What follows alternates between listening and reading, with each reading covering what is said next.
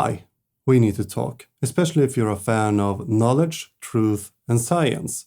The pseudoscientific crowd have quickly become more radicalized and quicker to harass science communicators and skeptics. And we have seen this especially in the vaccine movement, but we have not been spared within the archaeological and history field either. Just this year, pseudoscientists like Graham Hancock and Jimmy Corsetti have launched harassment campaigns towards both public officials and scientists who disagrees with their theories, so to say.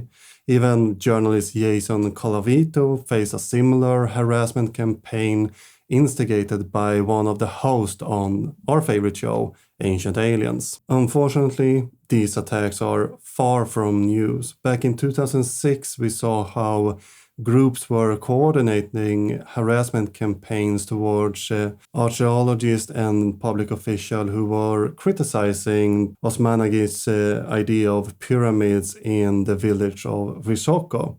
It went so far that the nationalistic group named Bosniaks marked critics as enemy of Bosnia. And we see a similar story in Indonesia around Danny Hillman's pseudoscientific and state-funded excavation of Gunung Padang, what he claims is a 20,000-year-old pyramid. And as usual, the women tend to get the worst of it.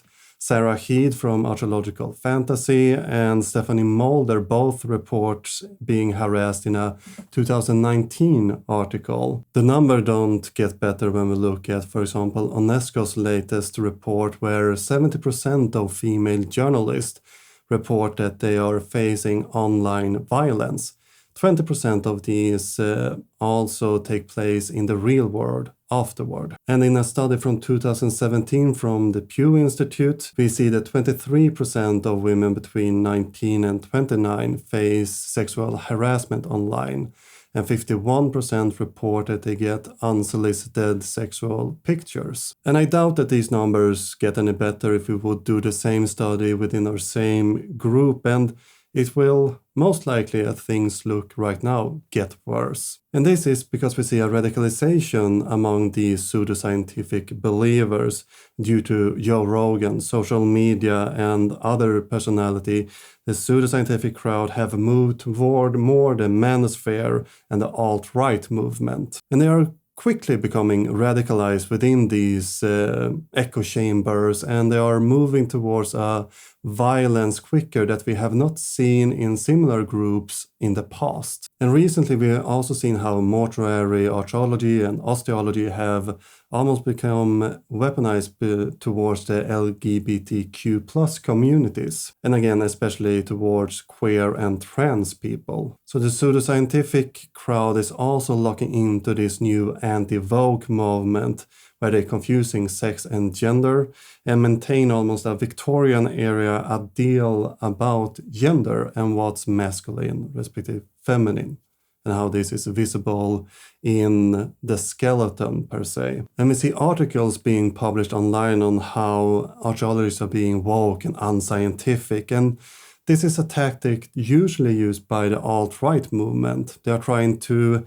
use the Overton window to bring their extreme ideas into the mainstream, radicalizing their followers even more. Skeptics have for a long time been a target. People have had to move, change addresses, and even had the police go through the mails because they're fearing chemical weapons being sent to them. And these are things that we need to talk more open within our community, and we will get in some serious trouble if we don't start to do this more often as soon as possible. So what should you do as a skeptic or archaeologist, historians who are facing harassment from these pseudoscientific movements? The president of ESCO, Clair Klingenberg, have put up some good guidelines, and I take these from one of her speeches on the subject. First, get a buddy, someone you can trust and that can help you and support you through this process. And then,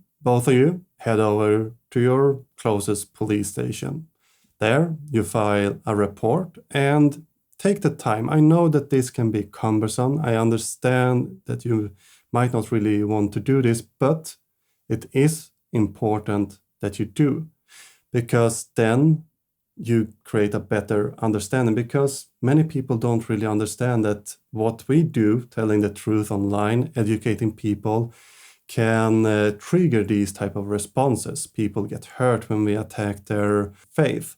And it's hard for the police to take these issues seriously. But if you take the time, sit down, explain, it will be easier for the next one who's facing this.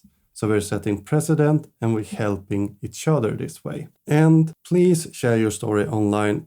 Of course, if you're not instructed to do otherwise. If you're instructed to keep quiet about this for now, listen to the police or your lawyer. But it's important that we bring up these into the light. And I faced threats. Most of them are relatively benign. Some are legal, some are, well, but I still face this harassment. And it's important that we talk about this, because if we talk about this together, then we bring these figures out in the light, and they like to operate in the shadows. They don't want the spotlight turned on them.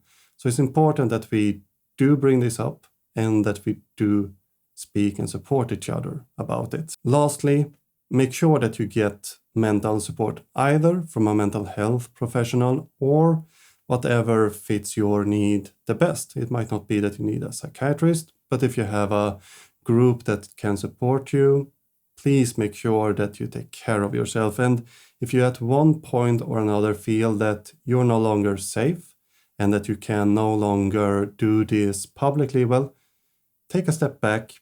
It's all right. Regroup, come back when you feel safer, because you're safe, because your safety is what's most important here. If you or your family is not safe, well, then you need to regroup, rethink, and come back stronger and safer. That's what I had for this time. Please take care of each other. And if you have any questions, feel free to leave a comment.